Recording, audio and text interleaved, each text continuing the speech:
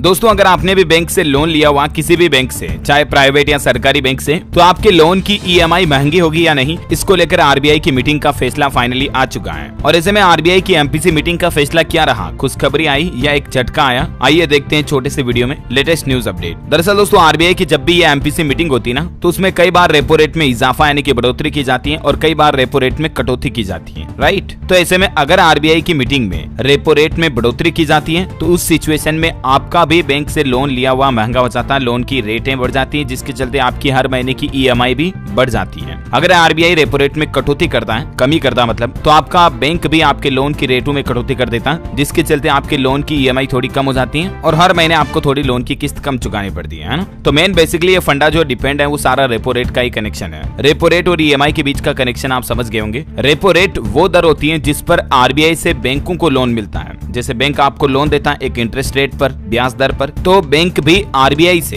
यानी कि जो हमारा सेंट्रल बैंक है, रिजर्व बैंक ऑफ इंडिया, उनसे लोन लेते हैं एक निश्चित दर पर, एक ब्याज दर पर, और उस ब्याज दर को रेपो रेट कहते हैं। तो जाहिर सी बात है आरबीआई अगर रेपो रेट बढ़ाएगा तो आरबीआई से बैंकों को लोन मिलना महंगा हो जाएगा, तो वो अपनी जेब से पैसे थोड़े नहीं भरेंगे, वो अपने ग्राहकों से लोन की रेटें महंगी कर देंगे। तो जाहिर सी बात है एटलीस्ट महंगाई का या आरबीआई की रेपो रेट बढ़ाने का नुकसान जो है एंड यूजर, उपभोक्ता को ही चुकाना पड़ता है। तो यहाँ पर आज जो आरबीआई की मीटिंग हुई रिजर्व बैंक के गवर्नर शक्तिकांत दास के नेतृत्व में, उसमें आम आदमी के लिए एक राहत भरी खबर आई है। देखिए आप, लोन महंगे नहीं होंगे, ईएमआई भी नहीं बढ़ेगी। लगातार तीसरी बार रेपो रेट 6.5% पर बरकरार रखी है आरबीआई ने। हालांकि एक बड़ा झटका लगा है, महंगाई का अनुमान बढ़ाकर 5.4% कर दिया, और इससे आम आदमी को क्या नुकसान होने वाला देखिए जरा समझिए आप। आरबीआई ने फाइनेंशियल ईयर 2024 में महंगाई का अनुमान पहले 5.1% था, उसको बढ़ाकर 5.4% कर दिया। आजकल आपको पता होगा हमारे देश में टमाटर वगैरह सब्जियां काफी ज्यादा महंगी चल रही है, अदरक, टमाटर, धनिया, हरी मिर्च वगैरह भी, है ना। तो यही चीज होती है महंगाई, जरूरत से ज्यादा दामों पर अगर कोई चीज मिलती है तो आरबीआई का कहना है कि ये जो महंगाई का अनुमान है 5.1 से बढ़ाकर 5.4 कर दिया। रिजर्व बैंक गवर्नर ने कहा कि सब्जियों की बढ़ती कीमतों के कारण